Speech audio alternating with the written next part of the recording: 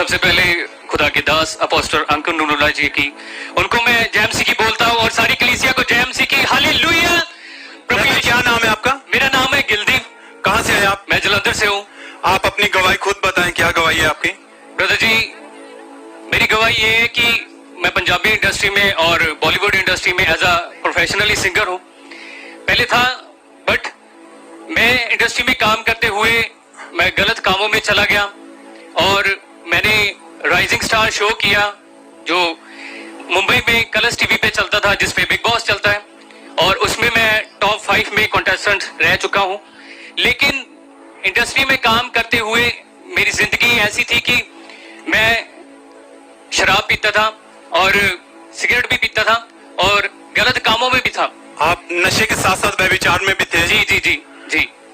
कैसी लाइफ थी आपकी उस समय? ब्रदर जी, लाइफ मेरी ऐसी थी कि मैं ये सोच रहा था कि इंडस्ट्री में अगर मैं काम कर रहा हूं और इतनी सक्सेसफुल लाइफ पाना चाहता हूं, मैं पागल था कि मैं बॉलीवुड में गाऊं, एज अ प्लेबैक सिंगर सब एक्टरों के लिए गाऊं।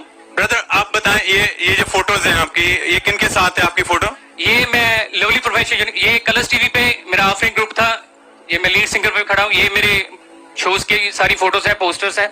ये मास्टर सलीम जी के साथ है और ये मेरा जो प्रोफेशनल मैंने पहले सॉन्ग किए थे पंजाबी सॉन्ग्स, और ये रवि दुबे हैं जो एंकर हैं कलर्स टीवी पे, और हंसराज जी के साथ भी मैंने परफॉर्म किया दूरदर्शन में, और शंकर महादेवन जी जो कलर्स टीवी पे जज थे उनके साथ भी मैंने परफॉर्म किया, और दिलजीत दोसांझ उनके साथ भी परफॉर्म किया टॉप 5 में कंटेस्टेंट। और ये खालसा कॉलेज जलंधर की ये फोटो है, वहां पे भी मैंने, ये भी कलर्स टीवी की फोटो है, और ये LPU की फोटो है। मैंने वहां पे 4 साल की डिग्री की म्यूजिक में, तब मैं परफॉर्म करता। ये खान साहब और संग्राम जो पंजाबी इंडस्ट्री में सिंगर हैं उनके साथ है, और इनके साथ मैं लाइव प्रोग्राम करता था, मेले वगैरह करता। और इन सभी के साथ आपका उठना बैठना था, इनके साथ आप गाते थे? ये बॉलीवुड सिंगर बैनी दयाल है जो सब इंडस्ट्री में प्लेबैक सिंगर के लिए गाते हैं, उनके सब एक्टरों के लिए गाते हैं। बॉम्बे में था मैं तब, MTV में। आप इनके साथ बॉम्बे में थे? लाइफ ब्रदर मेरी ऐसी थी कि मैं बिल्कुल ही, मतलब मैं ये सोच रहा था कि अगर मैं ऐसी ही लाइफ गुजारूंगा कि नशा भी करूंगा, इंडस्ट्री में काम करते हुए इतना पैसा कमा के, मतलब मुझे ज्यादा ऐसा था कि मैं अगर पैसा कमाता था तो मैं सारा पैसा अपने कपड़ों पे और अपने यारों दोस्तों में उजाड़ देता था ऐसे ही। आप अपने ऐशो आराम में सब खर्चा करते थे, घर वालों को कुछ नहीं देते थे? आपकी लाइफ टोटली पूरी तरह से ऐसी थी सारी?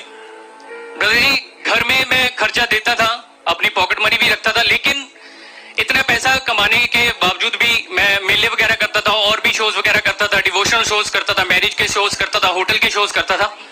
तो मैं ये सोच रहा था कि हाँ, पैसा ही सब कुछ है और बस मेरी लाइफ ऐसे निकले कि मैं बॉम्बे में काम करता हूँ। 1 साल मैं बॉम्बे में रहा और लवली प्रोफेशनल यूनिवर्सिटी में पढ़ा, पैसा कमाऊंगा, बस यही सब कुछ है। और इसके साथ साथ जो मैं नशा वगैरह करता था, गलत कामों में था, गलत संगति में था, तो मैं ये सोच रहा था कि जब मैं ड्रिंक कर लेता था तो मुझे ये लगता था कि मैं अपनी लाइफ को स्पॉइल कर रहा हूँ। जब मैं मुंबई में था तो मैं उन एक्टर्स का नाम नहीं लेना चाहता, उस चैनल का भी नाम नहीं लेना चाहता। जब मैं उनको देखता था तो मैं ये सोच रहा था कि इंडस्ट्री में ये लोग ऐसे, हम इनको ऑन स्क्रीन देखते हैं और ये ऑफ स्क्रीन कुछ है और ऑन स्क्रीन कुछ है। क्योंकि मैं 2 साल जैसे बॉम्बे में रहा, तो आप जब उनको स्क्रीन पर देखते तो अच्छा लगता था कि मैंने ऐसे बनना है, मगर जब आप उनके बीच में रहे, आपने उनकी जिंदगी को बैक पर देखा, बैक साइड से चेक किया, तो क्या लग रहा था उस समय आपको? ब्रदर जी, मैं ये देखता था कि इंटरनल लाइफ इनकी कुछ और है और ऑन स्क्रीन जैसे मैं सोच रहा था कि सब कुछ बढ़िया है, सब कुछ अच्छा है। लेकिन जब मैं उनको देखता था कि कोई सिगरेट पीता है, कोई कुछ करता है, कोई प्रोड्यूसर ये करता है, कोई कुछ डायरेक्टर ये करता है, और मैं ये सोचता था कि अगर मैं ऐसे ही इंडस्ट्री में काम करता रहा तो मेरी लाइफ बिल्कुल स्पॉइल हो जाएगी। तो मुझे इस बात का दुख भी होता था। जब मैं इस बात से ज्यादा परेशान था, मैं बॉम्बे में रह के भी ड्रिंक, मेरे हाथ में बियर की बोतल पकड़ी होती थी और मैं सुसाइड करने की मैंने कोशिश की कि मुझे उस दुष्ट आत्मा ने भी तंग किया। मैं होटल में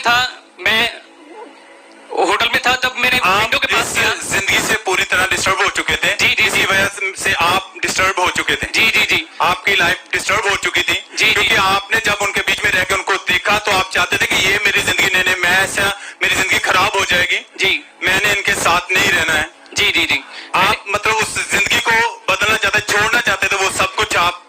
जी जी और डिप्रेशन में रहते हुए आपने सुसाइड करने की कोशिश की। ब्रदर जी, जब मैं बॉम्बे में था तो मैंने अपोस्टल जी की वीडियो देखी थी, उनकी टेस्टमनी सुनी थी कि वो बता रहे थे कि मैं एक हिंदू फैमिली से हूं तो मैंने नशा करना ऐसे स्टार्ट किया था। तो ऐसे सब कुछ मैंने सुना, मैंने सोचा कि उन्होंने बोला कि मैं जलंधर में ऐसे अपनी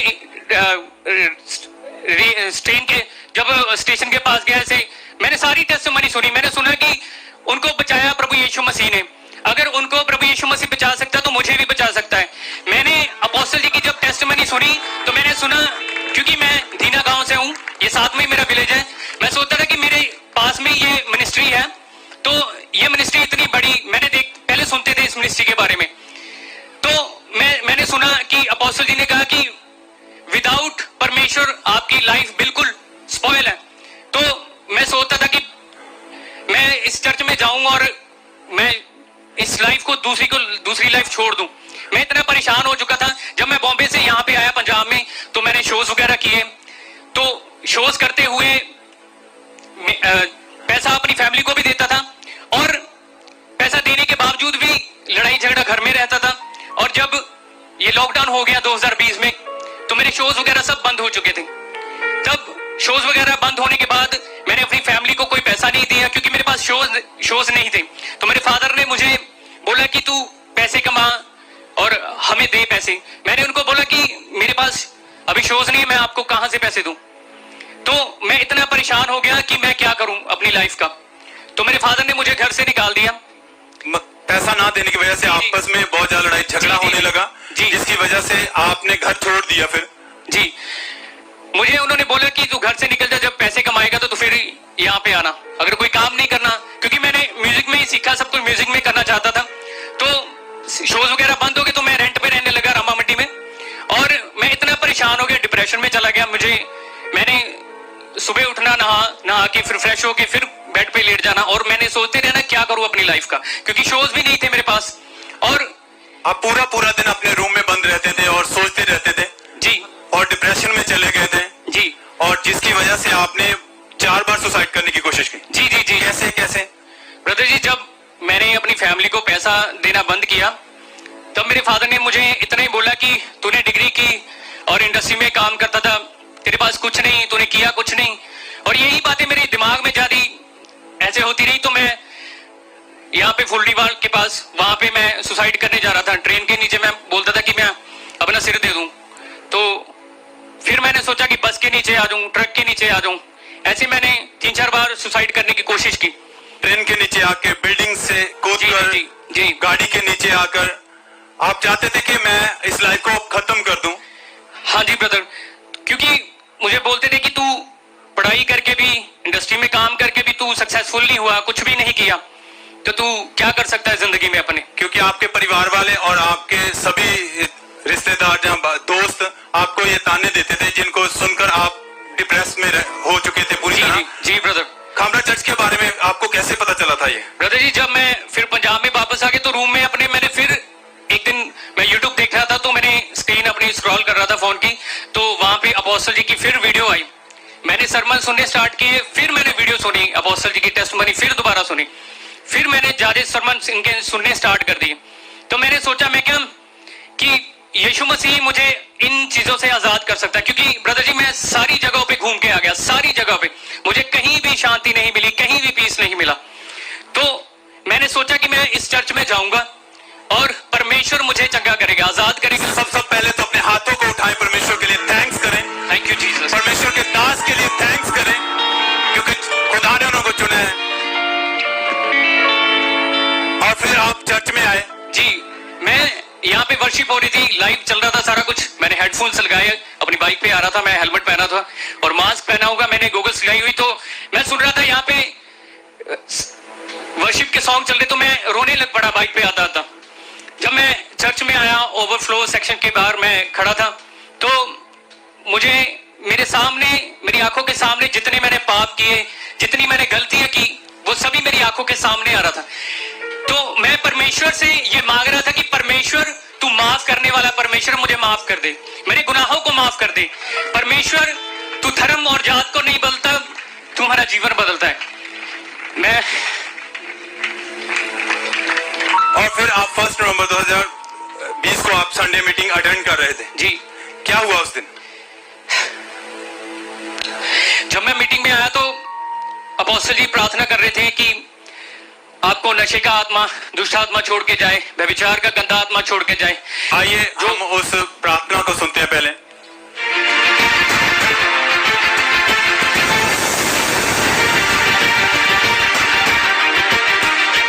दुष्ट आत्मा चली जाए, नशे की आत्मा चली जाए, गंदा आत्मा चला जाए, व्यभिचार की आत्मा चली जाए, in the mighty name of Jesus Christ. क्या हुआ ब्रदर उसके बाद? ब्रदर जी, जब जैसे मैं रेगुलर चर्च आता गया तो मुझे इस चीज से खुदावन ने आजादी दी। जब मैं प्रार्थना को रिसीव करता था, इन चीजों से परमेश्वर ने मुझे आजादी दी। अपोस्टल जी की प्रार्थना को मैं रिसीव करता था। मैंने परमेश्वर को बोला कि परमेश्वर तेरा मैं थैंक्स करता हूं, लाखों करोड़ों बार मैं तेरा थैंक्स करता कि तूने जलंधर में अपना दास खड़ा किया जिसके द्वारा ये लाखों रूहें बची है। मैं परमेश्वर का छाती ठोक के थैंक्स करता हूं कि परमेश्वर ने अंकुर नूल्ला जी को खड़ा किया जलंधर में। Thank you Jesus, hallelujah. भाई आप कितने समय से आप पूरी तरह आजाद है डिप्रेशन से, नशों से? ब्रदर जी, जैसे मैंने आजाद तो हूं मैं, लेकिन मैं ये बात कहना चाहता हूं कि मुझे जब मैंने यो नशा करता था तो फैमिली तब कुछ नहीं कहती थी। जब मैंने मसीह को ग्रहण कर लिया तो उन्होंने और ज्यादा मेरा विरोध करना शुरू कर दिया। आज भी मैं रेंट पे रहता हूं, लेकिन मैं ये कहता हूं, सारे मुझे बोलते हैं कि तू सारे शोज वगैरह छोड़ चुका, सब कुछ छोड़ चुका, क्यों पागल हो गया? मैं उनको ये बोलता हूं कि नहीं, मैंने जिंदा परमेश्वर को जाना है जिसकी कब्र आज भी खाली है, और मैं उसको ही मानूंगा, उसके लिए जीऊंगा।